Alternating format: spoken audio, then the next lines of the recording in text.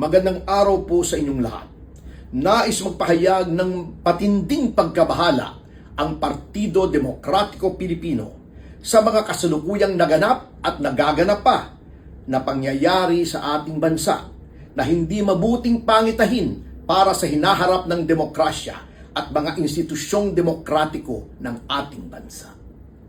Unang-una, nakikita natin kung papaanong binabaluktot ng minorya sa Senado ang batas upang pigilan anuman ang kahinatnan ng muling pagbubukas ng investigasyon sa flood control scam sa pamamagitan ng pagpupumilit na palitan ng chairmanship ng Blue Ribbon Committee sa harap ng napipintong pagpapatawag sa mga saksing tunay na may alam sa totoong mga mastermind o mga pasimuno ng pagnanakaw ng mahigit na 1 trilyong piso sa kabanang bayan.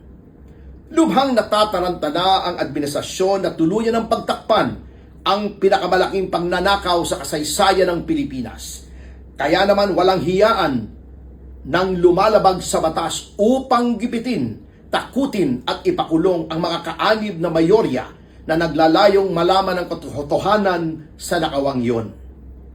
Takot na ang palasyo na maibunyag na maaring kasama sa pandarambong na yon ang mga taga-Malacanang. Kaya naman pinapaandar na nila ang lahat ng mga puppet nila sa Department of Justice, Ombudsman at sa Senado pa man din upang gawin ang lahat upang pagtakpan ang usaping ito.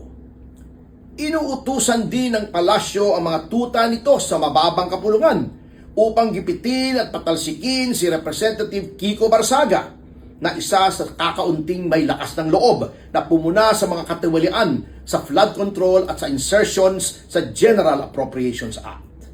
Pati na ang panunuhol na may kinalaman sa impeachment ni Vice President Sara Duterte.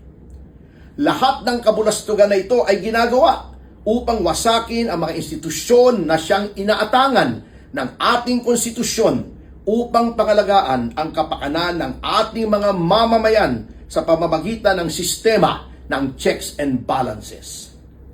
Sa mga kaganapang ito, hinihimok po namin ang lahat ng mamamayan na kumilos at gamitin ang lahat ng pamamaraang naaayon sa batas upang ihayag ang ating saloobin. Magkomento po tayo sa social media, magpadala po tayo ng mga email sa ating mga kinatawan sa lehislatura at lumahok po tayo sa lahat ng mga mapapayapang pagtitipon upang ipakita ang ating di pagsang-ayon sa ginagawang ito ng kasalukuyang administrasyon. Tayong mga mamamayan ang may makapangyarihan sa ilalim ng saligang batas. Tayo ang may hawak ng soberanya. Kaya tayo ang dapat dinggin at masunod sa lahat ng gawain ng lahat ng sangay ng ating pamahalaan.